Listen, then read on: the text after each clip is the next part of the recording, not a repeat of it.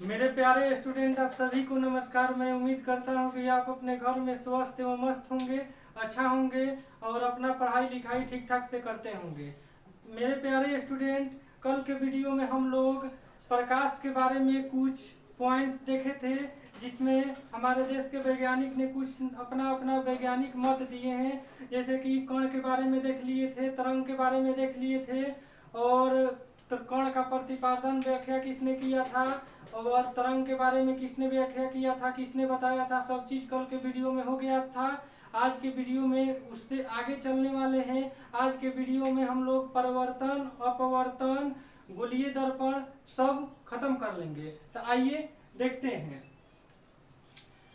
ये छोटा पॉइंट है कि जैसे कि पारदर्शी, अपारदर्शी और प्रभासी पदार्थ के बारे में सब लोग जानता है कि पारदर्शी पदार्थ जिसे प्रकाश आर पार चला जा सके, जैसे कि आपका हो गया कांच, और अपारदर्शी पदार्थ हो गया जिसे प्रकाश धुंधला दिखाई दे, जैसे अपारदर्शी पदार्थ हो गया जिसे प्रकाश आर पार ना जा सके, जैसे ईंट के दीवार हो गया। और प्रभासी पदार्थ हो गया आपका जिसे प्रकाश धुंधला दिखाई दे, जैसे भींगा हुआ कागज। ये छोटा पॉइंट है। आगे हेडिंग मारिएगा परिवर्तन, परावर्तन एंड अपवर्तन। परिवर्तन एंड अपवर्तन।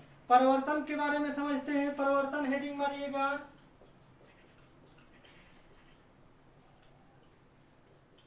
परिवर्तन, जब प्रकाश एक माध्यम से दूसरे माध्यम में प्रवेश करती है तो टकराकर उसी माध्यम में लौट आती है, इस घटना का कहते हैं परिवर्तन कहते हैं। हेडिंग मारिए, लिखना कि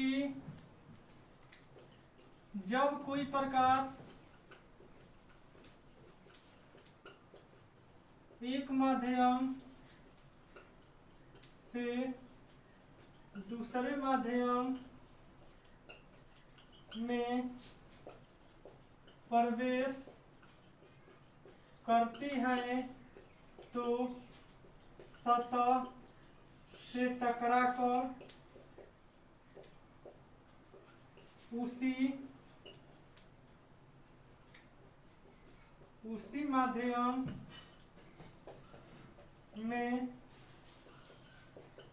लौट आती हैं, इस घटना को परावर्तन कहते, इस घटना का कहते हैं परिवर्तन कहते हैं। और अपवर्तन के बारे में, अपवर्तन किसको कहते हैं कि जब कोई प्रकाश एक माध्यम से दूसरे माध्यम में प्रवेश कर जाती हैं, मतलब चली जाती हैं, इस घटना का कहते हैं अपवर्तन। तो अपवर्तन में लिखिएगा, अपवर्तन में कि जब कोई प्रकाश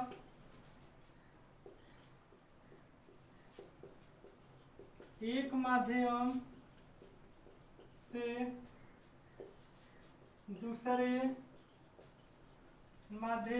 माध्यम में प्रवेश कर जाती हैं, इस घटना को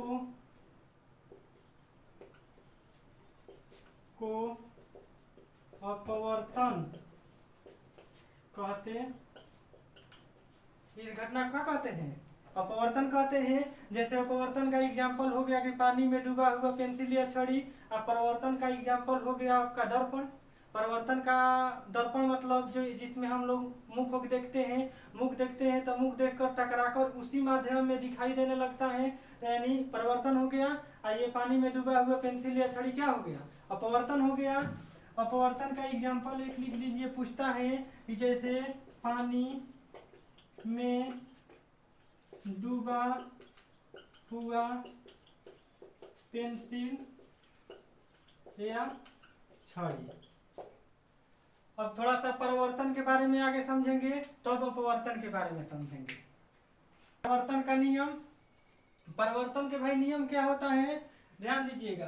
परिवर्तन मतलब हम सुविधान बतलाए हैं कि जब प्रकाश एक माध्यम से दूसरे माध्यम में प्रवेश करती है, प्रवेश नहीं करती है, प्रवेश करती हैं तो टकराकर लौट आती हैं, इसी घटना का परिवर्तन है।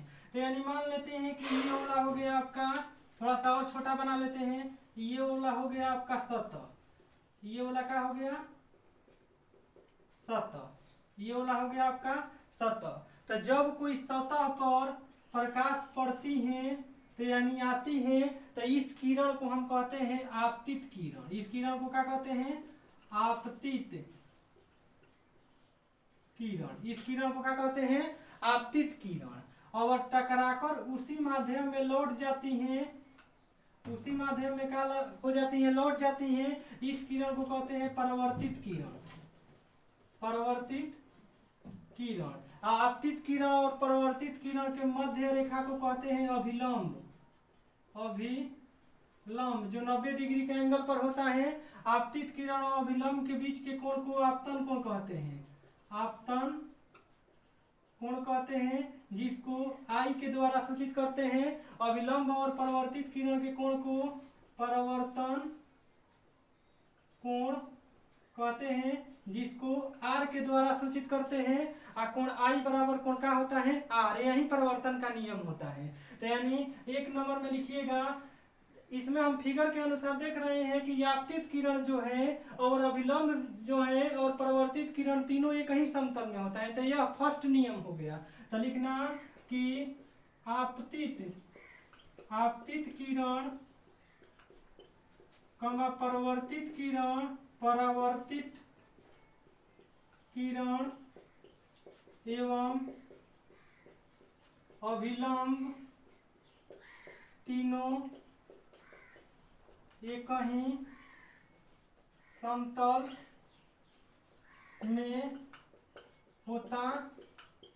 आपतित किरण परावर्तित किरण और अभिलंब तीनों क्या होता है एक ही समतल में होता है और आई बराबर आर होता है। इसका मतलब आपतन कोण एवं परिवर्तन कोण आपस में क्या होता है बराबर होता है। तो 2 नंबर में लिखना आपतन कोण अर्थात कोण आई बराबर होता है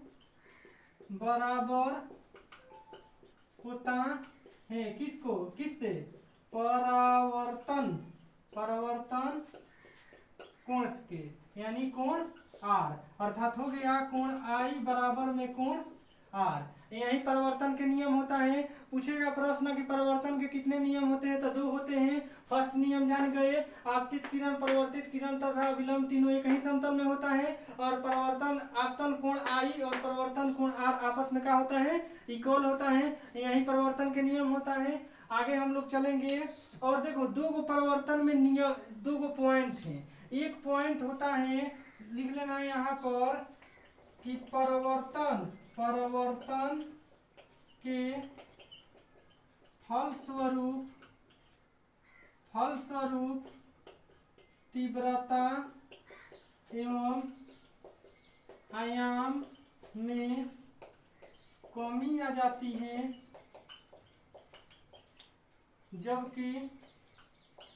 जबकि उसके तरंगदैर्घ्य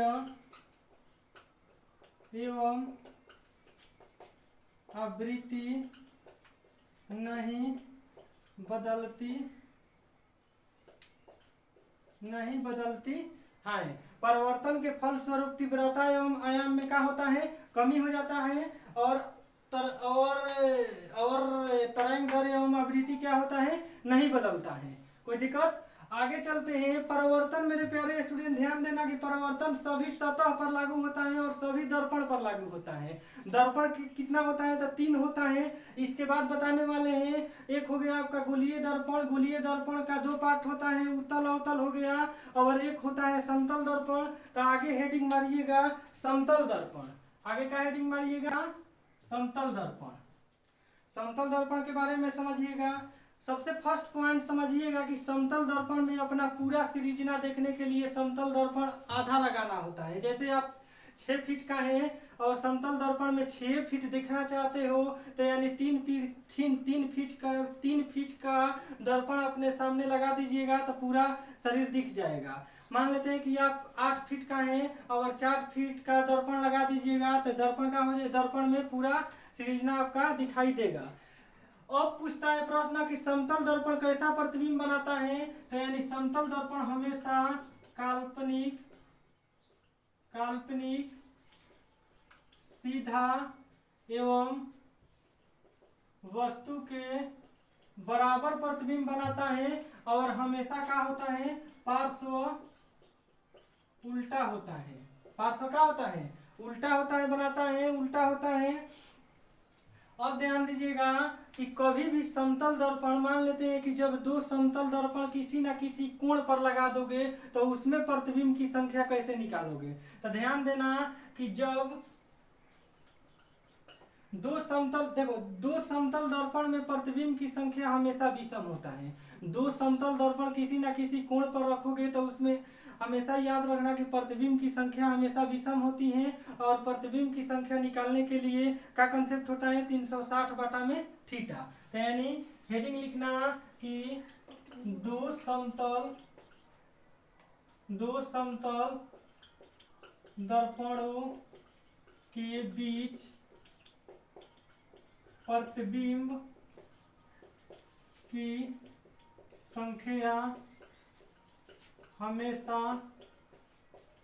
विषम होती है। दो समतल दर्पण के बीच प्रतिबिंब की संख्या क्या होता है, हमेशा विषम होती है। यदि सम आ जाए, यदि उत्तर सम आ जाए तो उसमें से एक माइनस करते हैं, एक क्या करते हैं, घटाते हैं। मान लेते हैं कि इस पर एक क्वेश्चन आ गया। क्वेश्चन क्या हो गया कि मान लेते हैं कि जब दो समतल दर्पण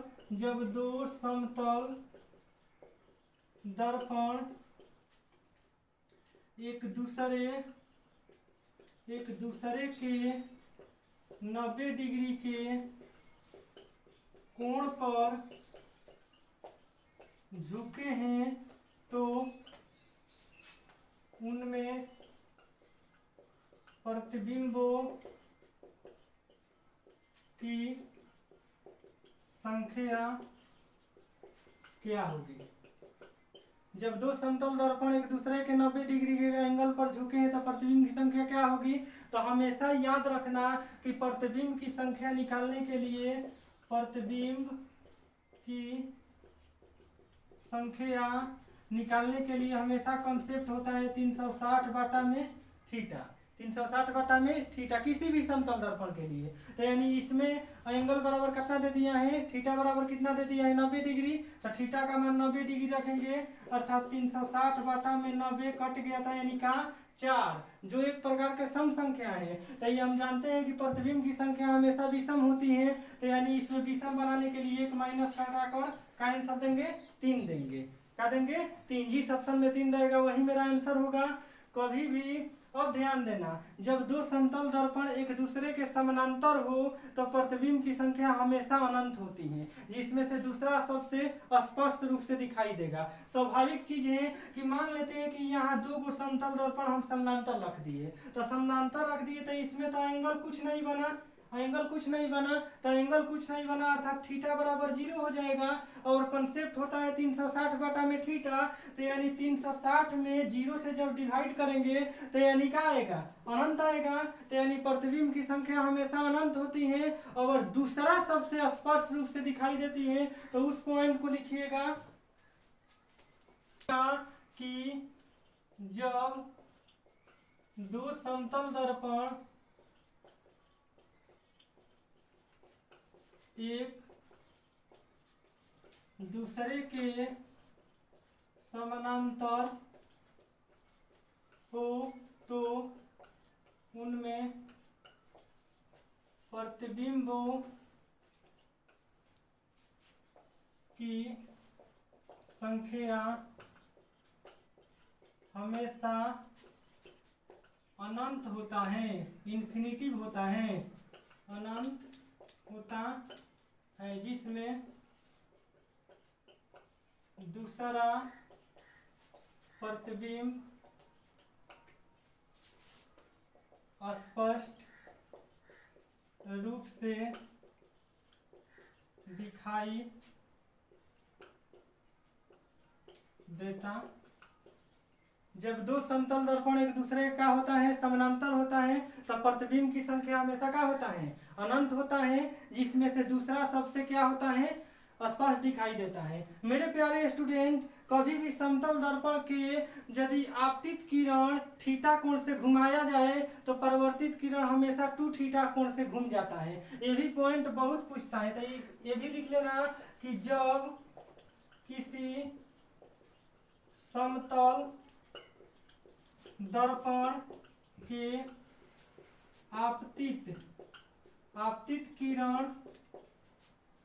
किरण थीटा डिग्री से घुमाया जाए तो इसकी परावर्तित किरण 2 थीटा कोण से घूम जाती हैं। किसी भी समतल दर्पण के आपतित किरण थीटा कोण से घुमाया जाए तो परावर्तित किरण क्या होता है, 2 थीटा कोण से घूम जाती हैं। और समतल दर्पण का प्रयोग होता है, समतल दर्पण का प्रयोग होता है प्रकाशीय गेज में, प्रकाशीय गेज या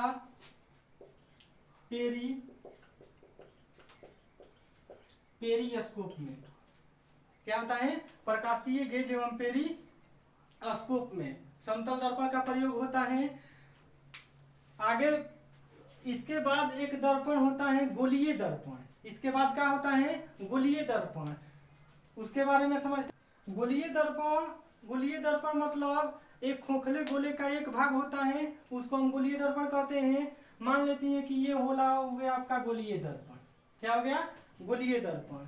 इसको हम दो पार्ट में बांटे। इधर हो गया आपका गोलीय दर्पण, दो प्रकार का होता है, एक अवतल दर्पण और एक उत्तल दर्पण। तो इधर हो गया आपका अवतल दर्पण, इधर का हो गया उत्तल दर्पण। अवतल दर्पण और उत्तल दर्पण, ये वाला इस पार्ट को काटे तो इधर लिखे, ये हो गया उत्तल दर्पण, अवतल दर्पण, ये वाला हो गया उत्तल दर्पण। मेरे प्यारे स्टूडेंट, अवतल दर्पण का परावर्तक सतह बाहर की ओर होता है। परावर्तक सतह मतलब पेंट किया हुआ भाग, और उत्तल दर्पण का परावर्तक सतह अंदर की ओर होता है। किसी भी गोलीय दर्पण उत्तल हो या अवतल, इसके मिड पॉइंट को इस दर्पण का पोल कहते हैं, यानी ध्रुव कहते हैं। और इसका भी ध्रुव बीच में हो गया, P हो गया। और किसी भी ध्रुव से गुजरने वाला रेखा को मुख अक्ष कहते हैं। इसका भी ध्रुव से गुजरने वाला रेखा मुख अक्ष हो गया। ये वक्र बना हुआ है तो कहीं ना कहीं सेंटर होगा, इसका भी वक्र बना हुआ है तो कहीं ना कहीं क्या होगा, सेंटर होगा। हमेशा याद रखना कि दर्पण हो या लेंस हो, वस्तु हमेशा लेफ्ट से चलता है। वस्तु कहाँ से चलता है, लेफ्ट से चलता है। तो मान लेते हैं कि अवतल दर्पण में वस्तु को हमने भेजा, यानी अवतल दर्पण के समीप जब कोई वस्तु जा रही है तो यानी दर्पण से टकराएगी, क्या होगी, दर्पण से टकराएगी, टकराकर मुख अक्ष पर गिरेगी। तो जहाँ पर गिरती है उस पॉइंट को क्या कहते हैं, और उस दर्पण का फोकस दूरी कहते हैं। क्या कहते हैं, फोकस दूरी कहते हैं। और फोकस दूरी से फिर किरण जाएगी दर्पण की ओर, तो दर्पण की ओर जाएगी तो दर्पण से टकराकर मुख अक्ष के समानांतर निकल जाती है। कहाँ निकल जाती हैं, मुख अक्ष के समानांतर निकल जाती हैं। तो यानी हमेशा याद रखना कि अवतल दर्पण का परावर्तक सतह बाहर की ओर होता है और वस्तु हमेशा लेफ्ट से चलता है। तो यानी लेफ्ट से चलेगा तो दर्पण से टकराएगा, टकराकर जहां पर गिरेगा उस पॉइंट को मुख और उस दर्पण का फोकस दूरी कहेंगे, और उस फोकस से फिर दर्पण से टकराएगा तो यानी मुख अक्ष के समानांतर निकल जाता है। उसी प्रकार लेफ्ट से चलाएंगे उत्तल दर्पण की ओर तो उत्तल दर्पण से वस्तु टकराएगी तो टकराकर बाहर की ओर फैल जाती है। कहाँ होती है, बाहर की ओर निकल जाती हैं। तो मेरे प्यारे स्टूडेंट, जब बाहर की ओर निकलेगी तब कहीं ना कहीं इसका परछाई जरूर आएगा, तो यानी मुख्य अक्ष पर गिरेगा। तो यानी मुख्य अक्ष पर गिरेगा। फिर मान लेते हैं कि यहाँ से वस्तु गया, तो यहाँ से वस्तु गया, तो फिर बाहर की ओर निकल जाएगा टकरा कर। तो बाहर की ओर निकल कर निकल जाएगा, तो कहीं ना कहीं इसका भी परछाई गिरेगा। तो जहाँ दोनों परछाई एक बिंदु पर मिलता है उस बिंदु को क्या कहते हैं? फोकस दूरी कहते हैं। क्या कहते हैं? फोकस दूरी कहते हैं। चिन्ह परिपाटी के अनुसार हमेशा P को मिड पॉइंट मानना है, और चिन्ह परिपाटी के अनुसार लेफ्ट साइड माइनस होता है और राइट साइड प्लस होता है।